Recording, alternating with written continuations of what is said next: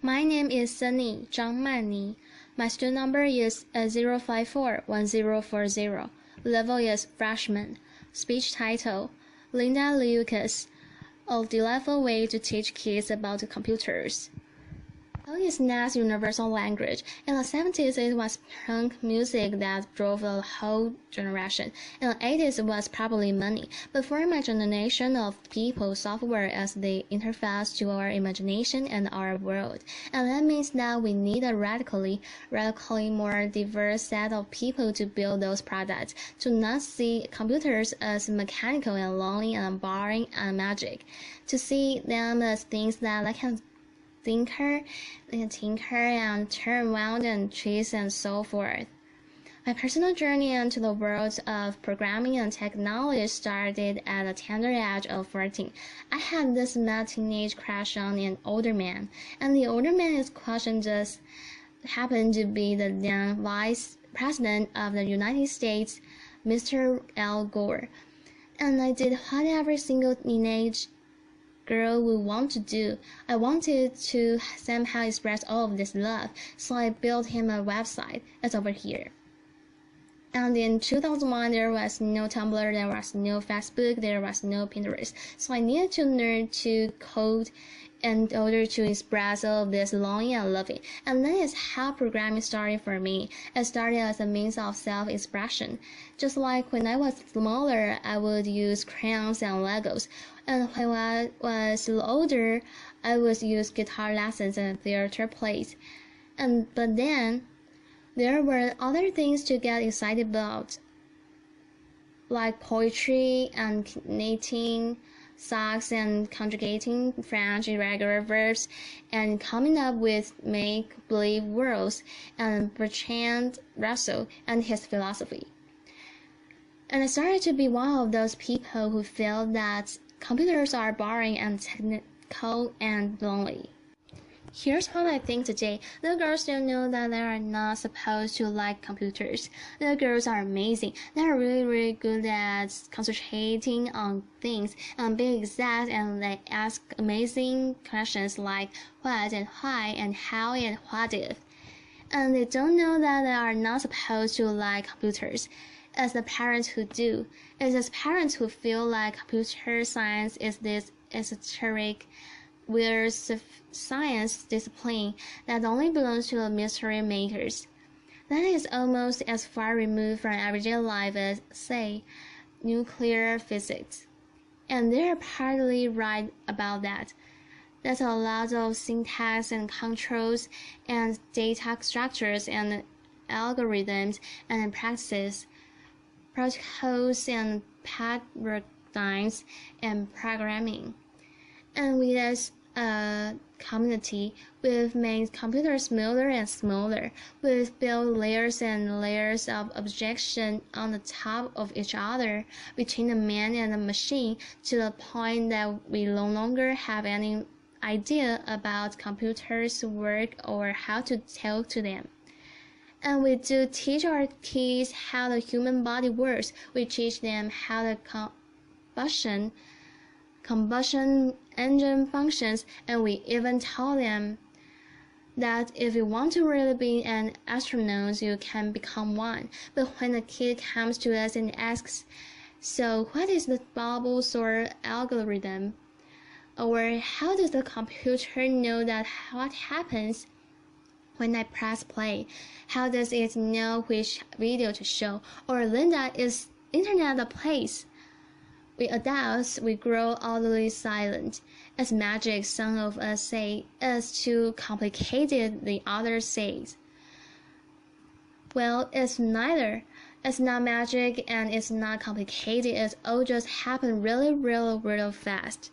Computer scientists built these amazing, beautiful machines, but they made them very foreign to us, and also the language we speak to the computers, so that we don't know how to speak to the computers anymore without our fancy user interfaces. And that's why no one recognized that when I was conjugating French irregular verbs, I was actually practicing my pattern recognition skills, and when I was excited about knitting, I actually was following a sequence of symbolic commands that included loops inside of them.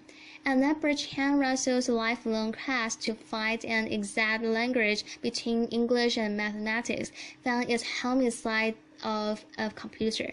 I was a programmer, but no one knew it. The kids of today that tap, swipe, and pinch their way through the world, but unless we give them tools to build with computers, we're arousing only consumers instead of creators. This whole quest led me to this little girl. Her name is Ruby. She is 6 years old. She is completely fearless, imaginative, and a little bit bossy. And every time I would run into a problem in trying to teach myself programming, like what is object-oriented design or what is garbage collection, I would try to imagine how a 6-year-old little girl would explain the problem. I wrote a book about her and I illustrated it, and the things Ruby told me go like this. Ruby told me that you're not supposed to be afraid of the bugs under your bed. And even the biggest of the problems are a group of tiny problems stuck together. And Ruby also introduced me to her friends, the cover side of the internet culture. She has friends like the snow leopard, who is beautiful but doesn't want to play with the other kids. And she has friends like green robots that are really friendly but super messy.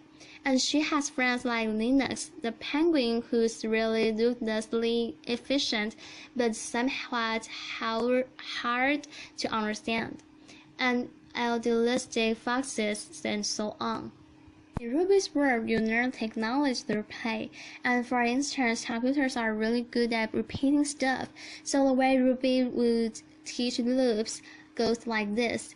This is Ruby's favorite dance move. It goes clap, clap, stomp, stomp, clap, clap, and jump. And you learn counter loops by repeating that 4 times.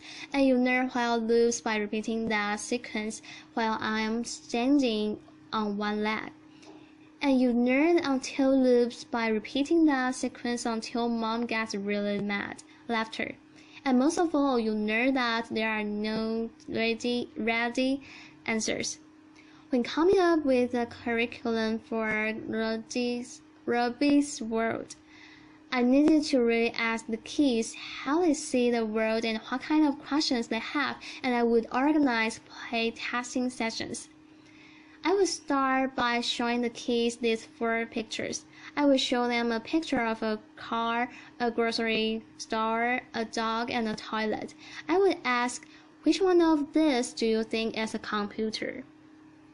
And the kids would be very conservative and go, none of this is a computer. I know what a computer is.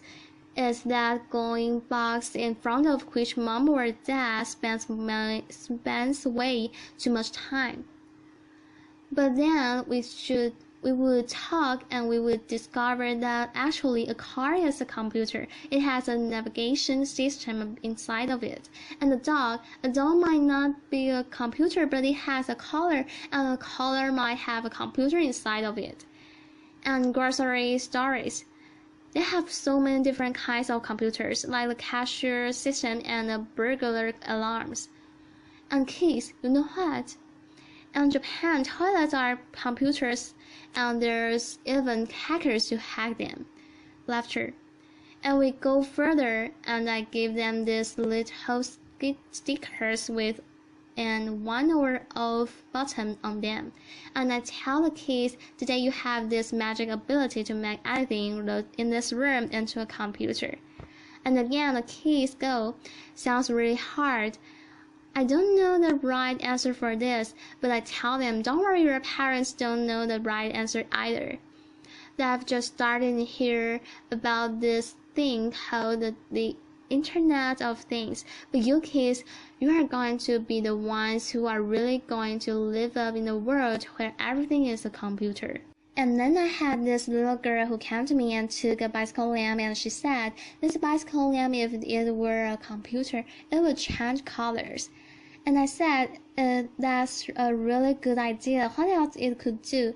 And she thinks and she thinks and she goes, "If this bicycle lamp were a computer, we could go on a biking trip with my father, and we would sleep in a tent, and this biking lamp could also be a movie projector." And that's the moment I'm looking for, the moment when a kid realizes that the world is definitely not ready yet. And that's a really awesome way of making the world more ready is by building technology, and that each one of us can be a part of that change. Final story. We also built a computer, and we got to know the bossy CPU and the helpful RAM and ROM that help me remember things. And after we've assembled our computer together, we also designed an application for it. And my favorite story is this little boy. He is 6 years old, and his favorite thing in the world is to be an astronaut. And the boy, he has this huge headphones on, and he's completely immersed in his tiny paper computer because you see, he has built his own intergalactic planetary navigation application. And his father, the lone astronaut in the Martian orbit, is on the other side of the room, and the boy's important mission is to bring the father safely back to Earth. And these kids are going to have a profoundly different view of the world and the way we build it with technology. Finally, the more approachable, the more inclusive, and the more diverse we make the world of technology, the more colorful and better the world will look like. So imagine with me, for a moment, a world where the stories we tell about how things get made don't only include the 20-something-year-old Silicon Valley boys, but also Kenyan schoolgirls and Norwegian librarians. Finally, the more approachable, the more inclusive, and the more diverse we make the world of technology, the more colorful and better the world will look like. So imagine with me, for a moment, a world where the stories we tell about how things get made don't only include the 20-something-year-old Silicon Valley boys, but also Kenya schoolgirls and Norwegian librarians. Imagine a world where the little adult lovelesses of tomorrow, who live in the permanent reality of ones and zeros, they grow up to be very optimistic and brave about technology. They embrace the powers and the opportunities and the limitations of the world. A world of technology that is wonderful, whimsical, and a tiny bit weird. When I was a girl, I wanted to be a storyteller. I loved make-believe worlds, and my favorite thing to do was to wake up in the mornings in Moomin Valley. And in the afternoons, I would roam around the Tatooines. And in the evenings, I would go to sleep in Narnia, and programming turned out to be the perfect profession for me. I still create the worlds. Instead of stories, I do them with code. Programming gives me this amazing power to build my whole little universe with its own rules and paradigms and practices. Create something out of nothing with the pure power of logic. Thank you. Applause.